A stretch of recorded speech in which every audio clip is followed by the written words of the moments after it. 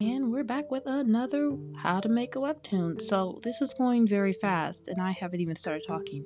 I'm using Clip Studio Paint EX for this webtoon background. And you might be wondering, hey, how do you come up with the ideas for these webtoon designs?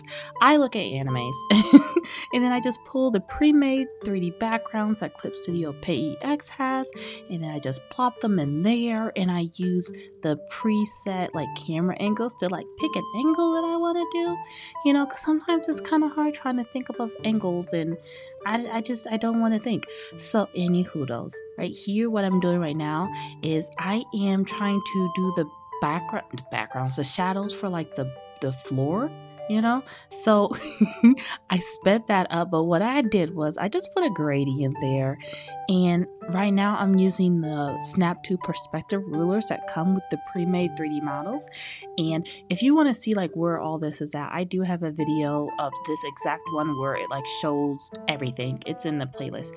But anyways, I'm using the airbrush tool and I'm using like the multiply layer, and you see some of that like shiny stuff on the floor. I just use like an overlay layer or a color dodge in the airbrush as well, just to get like that shiny effect. But again, gradients are my best friend when it comes to me doing webtoon backgrounds, gradients and airbrush tools, because I don't know, something about like that blended kind of brushy style gives it like that anime-esque kind of feel. And also, I know some people were asking me like, hey, how do you know where to put the lights and the shadows? I guess. I just guess. Now, I'm sure there are other artists who don't guess and they can visualize the forms and whatnot. I guess. Right here, I'm using the gradient. I think I'm using the gradient, or I'm just doing like selection and airbrush. I can't remember. No. That is the lasso fill tool. Yup. I know what I did. That's a lasso fill tool. Now, if you're wondering where the lasso fill tool is at, that's underneath the bucket. Now, right here, I do a layer over top, and then I do another gradient, and I do like a darker color gradient, and it gives like that ambiance, you know, like that little bit of ambiance, that vibe, that like there's shadow and depth. You know, that's what I did there. My brain is happy for that. And then I decided to like put some shine in it, you know, like, oh, the windows are right there. You might be wondering, well, what about the highlights and like where the actual sun is shining? Again, I'm guessing. I'm like I mentioned in my last video, I'm the type of artist to where I draw according to my brain screaming. So if my brain is like, ah, then I remove stuff. And my brain is like, ah, then I keep it there. Now, not everyone has to, you know, create that way. That's just how my brain works. And I'm happy to see that there are other people who are like me in that way, you know, who we just listen to our screaming brain. You know how like Bob Ross is all like chill. He's like, happy little tree.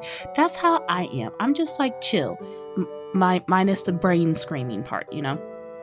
So anyways, now I'm doing like the outer edge of the room, and I just put a gradient there because like I can't be bothered. I don't want to think anymore. I'm tired.